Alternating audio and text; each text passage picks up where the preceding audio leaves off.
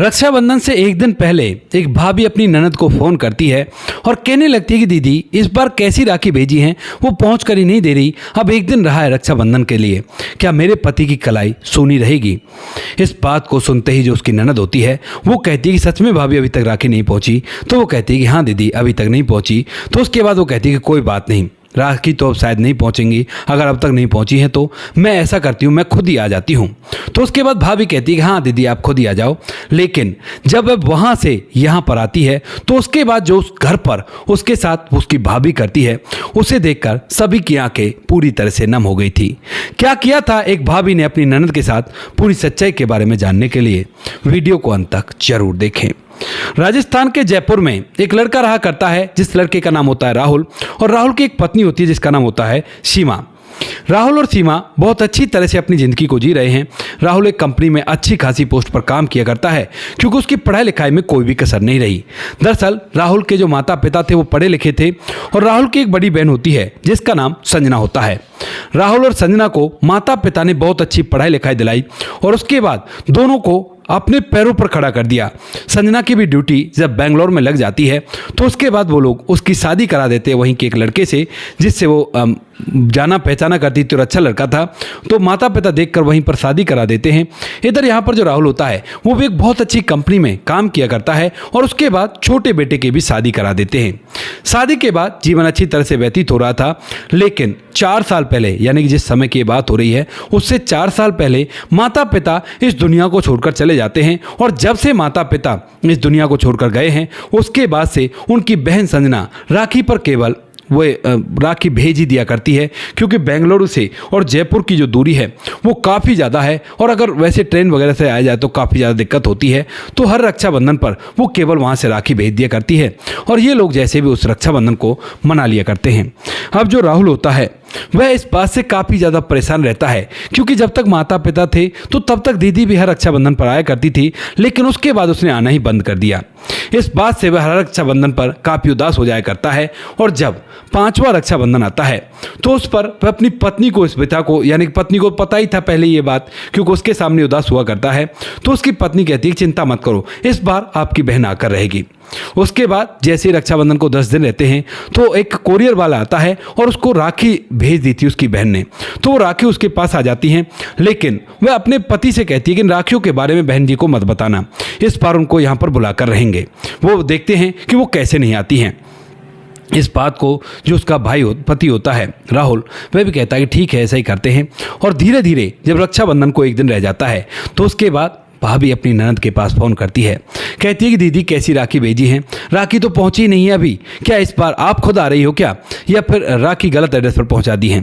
इस बात को सुनकर जो संजना होती है वो हैरान हो जाती है और कहने लगती है भाभी मैंने तो राखी भेज दी थी और उनको तो आज से 10-12 दिन पहले पहुँच जाना चाहिए था। तो वो कहती है कि दीदी अभी तक तो नहीं आई है। इस बात को सुनकर जो संजना है वो पहले तो चौंक जाती है, फिर कहती है कि कोई बात नहीं, तो फिर ऐसा करती हूँ मैं खुद ही आ जाती हूँ इस रक्षाबंधन पर और कल मैं ही आ जाऊँगी। इस बात को सुनकर यहाँ पर जो भाभी होती है वो कहती है ठीक है दीदी, कैसे फ्लाइट से आओगे क्या। तो वो कहती है हाँ फ्लाइट से ही आऊँगी, उसमें टाइम बचता है और कोई दिक्कत नहीं, तुम चिंता मत करो। इसके बाद जो लड़की होती है संजना, वह अगले दिन तैयार होकर वहाँ से फ्लाइट पकड़ती है और फ्लाइट पकड़ने के बाद सीधा जयपुर पहुँच जाती है। जयपुर में उतरने के बाद वहाँ से अब जो लड़की होती है संजना, वह अब अपने घर की तरफ ऑटो वगैरह से टैक्सी वगैरह कर सीधे अपने घर पहुंचती है। लेकिन जैसे ही दरवाजे पर पहुंचती है तो उसका कुछ इस तरह से स्वागत होता है कि उसकी आंखें पूरी तरह से नम हो जाती हैं। दरअसल घर को दुल्हन की तरह सजाया गया था और उसकी भाभी, जो उसकी छोटी भाभी थी, वो आरती की थाली लेकर सामने खड़ी हुई थी। अपनी ननद का आरती उतार कर स्वागत करती है कि दीदी आप 4 साल में आए हो तो आपका स्वागत तो बनता है। दी जो ननद होती है उसकी भी आंखों में आंसू आ जाते हैं और अड़ोस पड़ोस के जो लोग भी देख रहे थे वो भी हैरान होते हैं कि भाई एक भाभी और ननद में इतनी अच्छी केमिस्ट्री कैसे बन सकती है। उसके बाद तो उसे अंदर ले जाती है और अंदर घुसते ही जब वो देखती है तो सामने वाली दीवार पर उस लड़की संजना का और उसके पिता का एक बड़ा सा फोटो लगा हुआ था। था, जिस फोटो में वो दोनों एक दूसरे के पास खड़े हुए थे और जो लड़की होती है उसने कंधे पर हाथ धर रखा था अपने पिता के पर, मजाक मस्ती में जैसे रख लिए करते हैं। तो वो एक बहुत ही यूनिक मेमोरी थी और उसको जब घर में लगा हुआ देखती है तो लड़की की आंखें फिर से नम हो जाती हैं, लेकिन फिर भी वो अपने आप को जैसे तैसे संभालती है। तो जो उसकी भाभी होती है ना, वो उसे ड्राइंग रूम में पड़े हुए सोफे पर बैठाती है और सामने 56 इंच का एलईडी टीवी होता है, उसका बटन दबा देती है। जैसे बटन दबता है तो उसके अंदर एक वीडियो चलने लगती है और जैसे वो वीडियो चलती है तो यहाँ पर लड़की उस वीडियो को देख देख कर अपनी आंखों से आंसू निकालने लगती है। दरअसल उस वीडियो की शुरुआत होती है संजना के बचपन के दिनों से।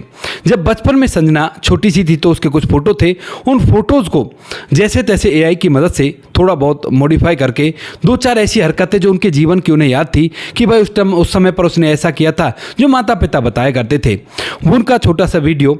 और उसके बाद धीरे धीरे जब वो बड़ी हो जाती है तो उन फोटो के हिसाब से भी 1-2 ऐसी मेमोरी जो रक्षाबंधन वगैरह की थी। और साथ में अब पल आता है उसकी शादी का।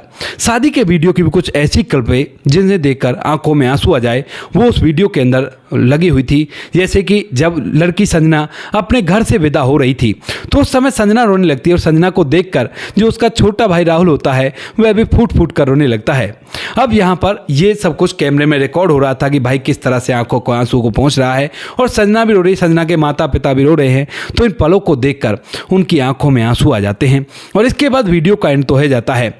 लेकिन जैसे संजना पीछे मुड़कर देखती है तो उसका छोटा भाई खड़ा हुआ था और उसकी भाभी खड़ी हुई थी, जो दोनों के दोनों फूट फूट कर रोए जा रहे थे और आंखों से लगातार आंसू निकल रहे थे। संजना भी रोती है और रोते हुए एकदम से अपने भाई के गले लग जाती है, कहती है कि बस कर पबले, अब रोवाएगा ही क्या, बहुत हो गया, बंद कर इन सब चीज़ों को।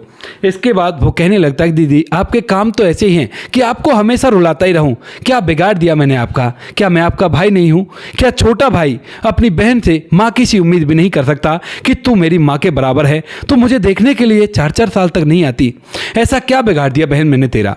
इस बात को सुनने के बाद जो बहन संजना होती है वह भी फूट फूट कर रोने लगती है और रोती हुई अपने भाई से कहती है कि भैया गलती हो गई, आगे से ऐसा कुछ नहीं होगा। मैंने तो सुना था कि जो बेटी का माई का घर होता है वो तब तक ही रहता है जब तक माता पिता रहते हैं, भाइयों के टाइम पर वो नहीं हुआ करता। लेकिन मुझे नहीं पता था कि मेरी भाभी इतनी अच्छी है कि वो माता पिता के जाने के बाद भी मुझे माँ बाप की कमी महसूस नहीं होने देगी।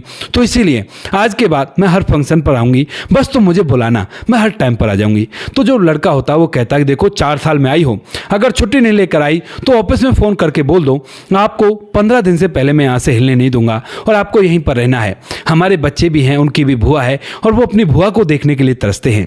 तो जो लड़की होती है वो कहती है कि ठीक है भैया कोई दिक्कत नहीं, मैं 15 दिन तक यहीं पर रहूंगी, चाहे भले ही मेरी नौकरी छूट जाए।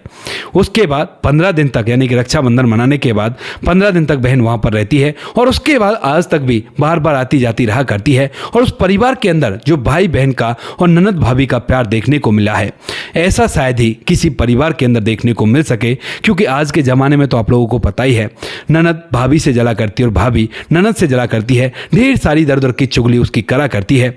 लेकिन इस परिवार के अंदर जो रिश्ता लोगों को देखने को मिला, क्योंकि ये कहानी बाहर भी आती है, कहाँ तो ननद 4 साल तक नहीं आ रही है और एक साथ से ऐसे आए 15 दिन रुक कर जाए और फिर हर महीने 2 महीने में आती जाती रही, तो ये बड़ी अजीब बात होती है।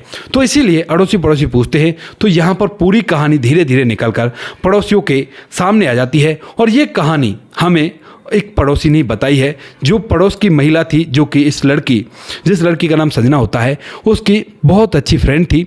जब वो पहले यहाँ पर रहा करती थी तो उससे उसकी अच्छी खासी बातचीत हुआ करती हैं। तो वह उससे पूछ लेती है कि बहन क्या हुआ, तुम पहले तो आती नहीं थी लेकिन अब कैसे आती हो। तो उसके बाद जब वह इस कहानी को उसे बताती है तो यहाँ पर वह खुद भी रोने लगती है कि काश सबके भाई बहन ऐसे ही रह जाएं और सबकी भाभियाँ ऐसी हो जाएं, तो फिर जो ननद होती हैं उनका जीवन कितना अच्छा हो जाएगा। यानी कि सभी किसी न किसी की ननद तो होती हैं। तो इस बात को देखते हुए उसकी आंखों में आंसू आ गए थे और उसके बाद उन्होंने एक कहानी हमसे शेयर की है। नाम और जगह के नाम तो थोड़े थोड़े बदल दिए गए हैं, लेकिन जो कहानी का मोटिव था और जो कुछ हुआ था वो एज इट इज है। तो दोस्तों ये थी आज की कहानी। आपको जैसी भी लगी हो कमेंट सेक्शन में बता देना। वीडियो अगर अच्छी लगी हो तो वीडियो को लाइक और चैनल को सब्सक्राइब जरूर करें, ताकि हमें थोड़ा सा हौसला मिल सके आप लोगों के लिए ऐसी अच्छी वीडियो बनाने के लिए। इन कहानियों को सुनाने का उद्देश्य किसी को परेशान करना बिल्कुल भी नहीं है। ये कहानी आपको इसलिए सुनाई जाती है ताकि आप लोग इन कहानियों में से कुछ ना कुछ सीख सको और अपने जीवन में उस चीज़ को अप्लाई कर सको। मिलते हैं किसी नेक्स्ट वीडियो नए टॉपिक के साथ, तब तक के लिए जय हिंद, जय भारत। जय हिंदुस्तान।